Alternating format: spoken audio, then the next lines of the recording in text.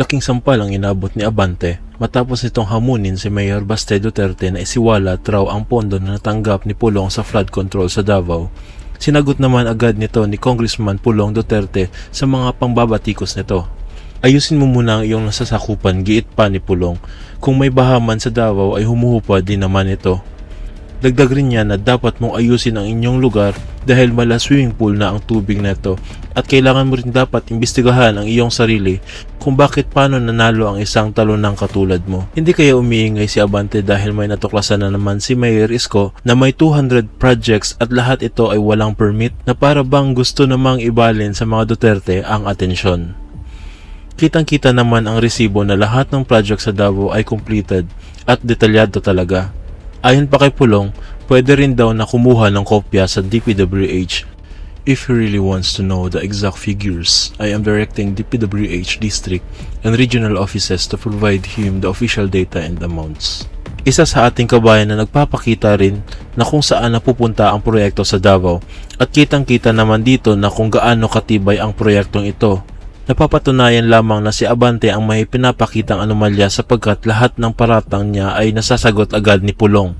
Hindi rin maalis ang katotohanang hindi niya madepensahan agad kung saan napunta ang perang nakalaan para sa kanilang distrito patungkol naman sa fraud control na hindi katulad sa mga Duterte ay may naipapakita at mismong nasasakupan na ang nagpapatunay nito. Hinamon mo. Okay. Hinamon mo. Baka kala mo hindi sasagot. Ayan ang problema sa inyo eh. Kasi alam mo, ito yan eh. May nasilip si Yorme. May nasilip si Yorme na 14 billion na ginamit sa flood control ng mga kongresista ng Maynila.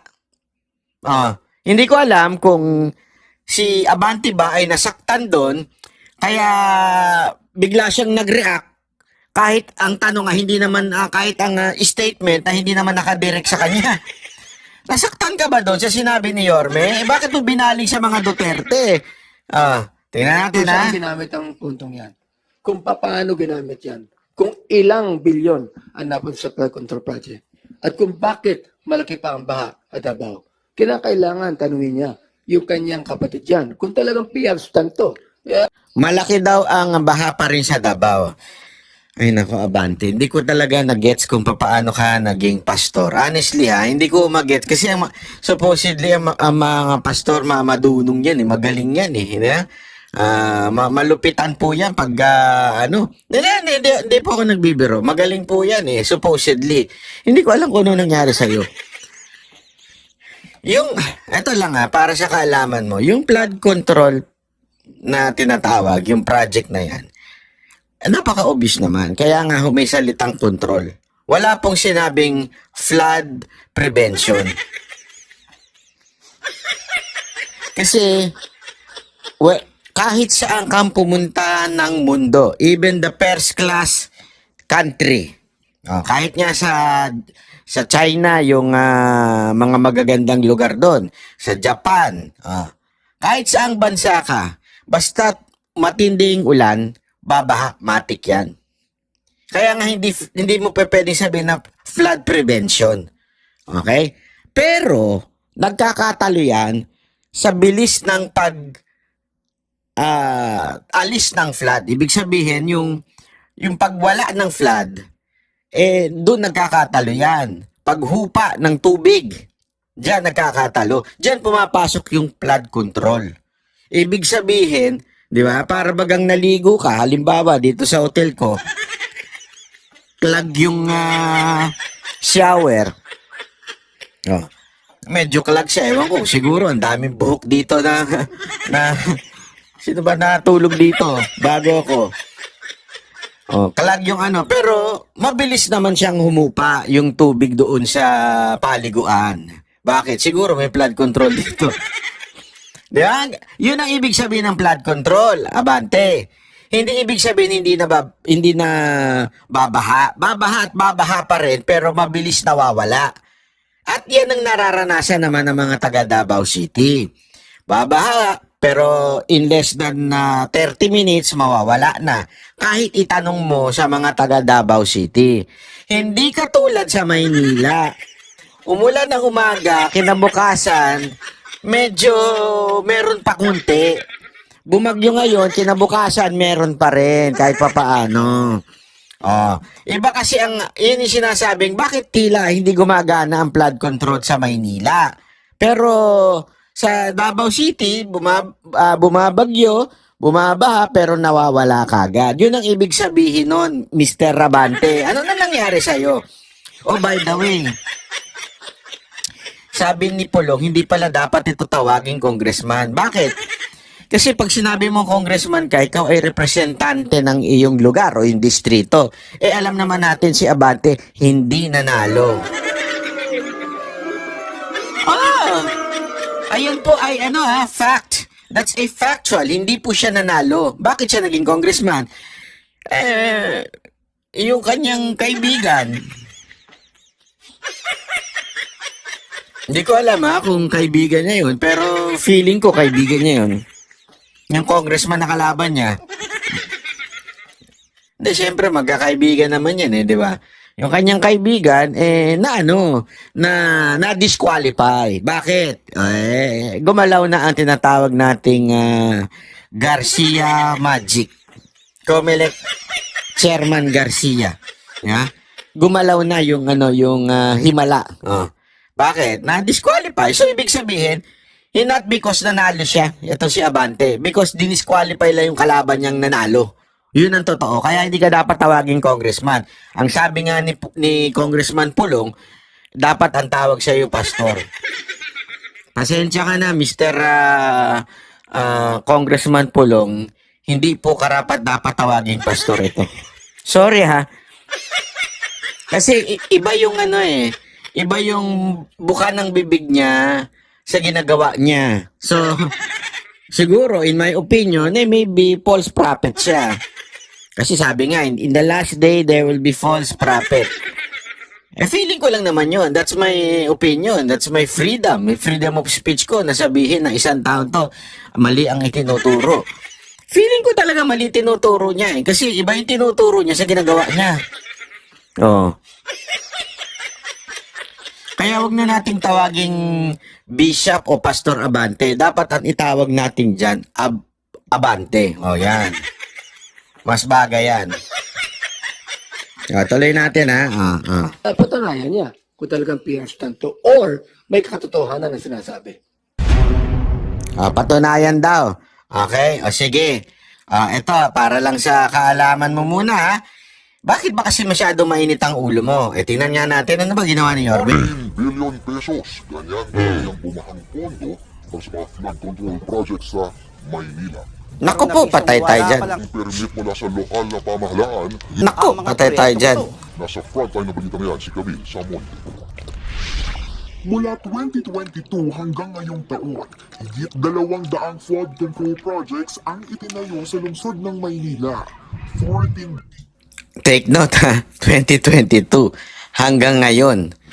200, naku, grabe yan, ang tindi niyan.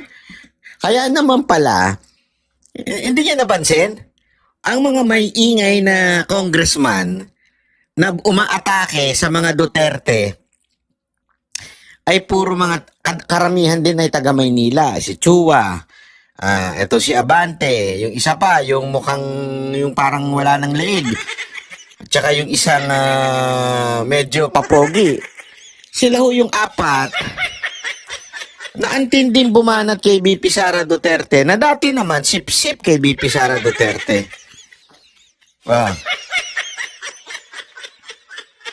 Yung pala naman, ladies and gentlemen, sila po ay merong 200 na flood control project. Naku, kaya naman.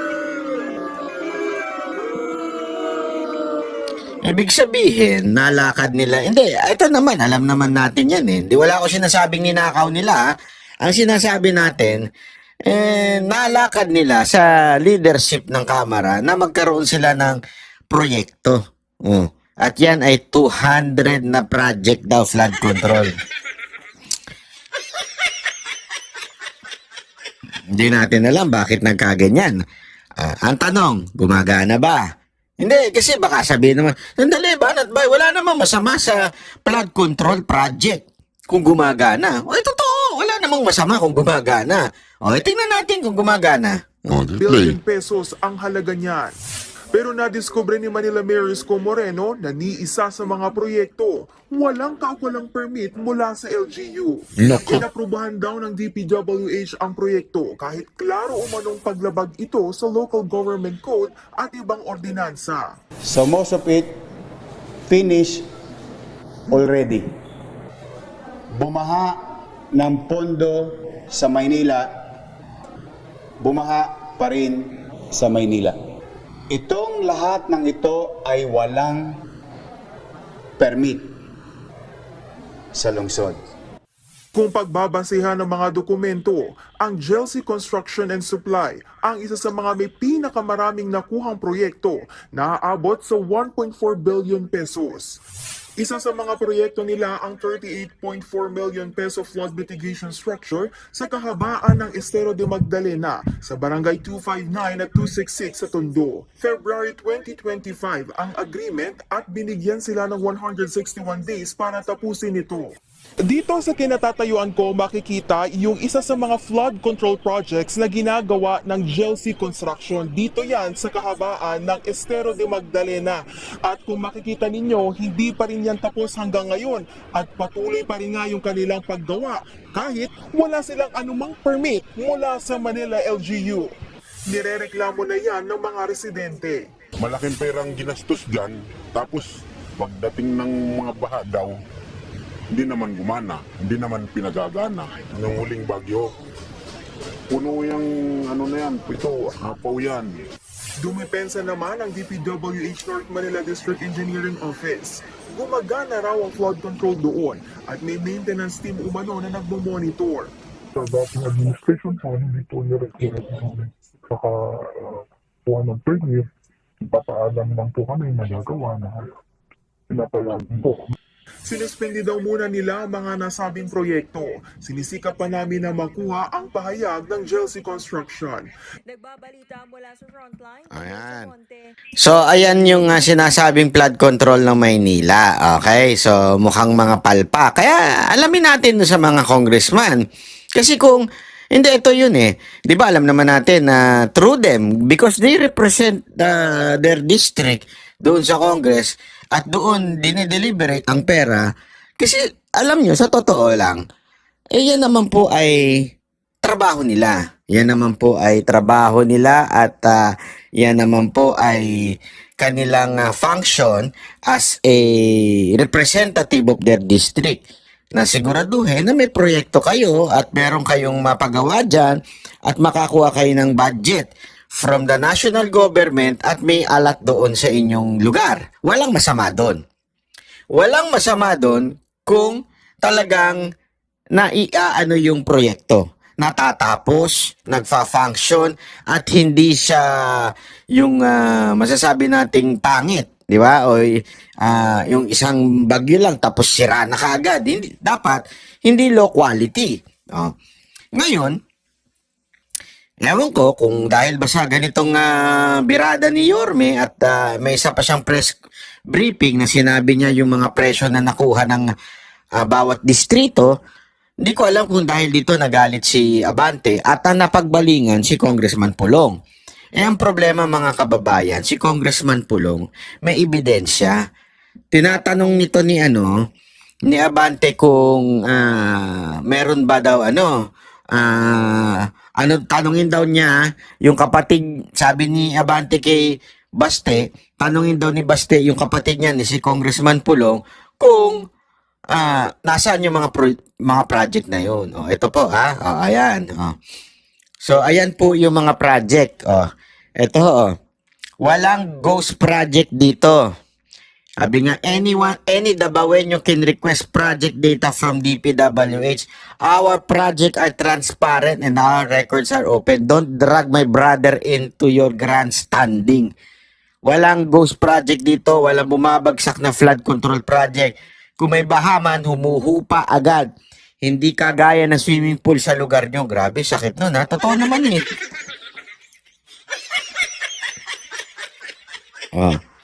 Eto pa Eto, dito, hindi na pinahirapan ng tao. inilabas niya na mismo. Oh, ayan. Davao City Project, pinakita na dyan. Mga natapos. Ayan oh. Oh, completed. Oh, eto. Ayan, may flood control. Kita mo naman, ayos talaga. Oh, ayan oh. Di ba? May resibo, maayos. Oh, eto. Ayan. Oh, di ba? Talagang merong ginawa. Oh. At kumpletong dokumento hawak ng at pwede ninyo yan kunin. Oh, any Dabawenyo nga pwedeng kumuha niyan eh. 'Di ba? Ngayon, sige, ikaw, labas mo 'yung sayo. Hindi. Ang asta-asta mo abante ha, nakahanap ka ng katapat mo. Oh. Sinasabi mo, tanungin si Pulong. O ayan, sumagot na si Congressman Pulong. Ikaw, ano sasagot mo? Sige nga. Sige nga, anong meron? Kaya mo? Kaya mo sagutin ito? Oh, wala ka, di ba? Hindi mo naman kayang sagutin yan. Oh, pero abangan natin. Malay mo sumagot sa mga susunod na araw. Hindi kasi alam mo, mga kababayan, wag bago kayo dumakdak, siguraduhin nyo meron kayong meron kayong ebidensya. Kasi alam nyo mga kababayan ngayon, pagdating po sa sa flood control, napakaraming issue. Wag po natin wag po natin tantanan, ika nga. Wag natin pong bitawan yan. Kasi, oo, importante yung sinugi si Torre. Pero wag nating tantanan yung issue na yan. Kasi alam nyo, dinadivert o hindi spin ni Tila ni Marcos yung issue na yan. Bakit? Alam mo, basahin nyo po ito. Napakaganda nitong article na to. Ayan, yan. Itong article ni Rigoberto Tiglao. Ang ganda na po ng article na yan. At isa sa mga sinabi niya dyan, isa-summarize natin sa Tagalog. Oh. Ang sinasabi niya dyan ay tila merong propagandang ginagawa si Marcos para pagtakpan yung talagang problema. Parang ginagamit umano ni Marcos at ng kanyang media ang issue para ipakita niya na siya ay lumalaban sa katiwalian habang ipinapakalat ang imahe ng isang anti-corruption crusader. Kunwari, yun daw. Crusader daw siya. Ayon sa tala, umabot sa 808 billion ang nagastos sa mga flood control project mula ng simula ng administrasyon ni Marcos. Yan yung sinasabi natin di ba? Parang bang naglolokohan ba tayo? 800 billion ang flood control project mula simula ng administrasyon hanggang ngayong taon. Halos doble kumpara sa 372 billion nung nakaraang 4 na taon ni Pangulong Duterte. Mantakin mo. Ang lupit mo talaga, Marcos. Iba ka.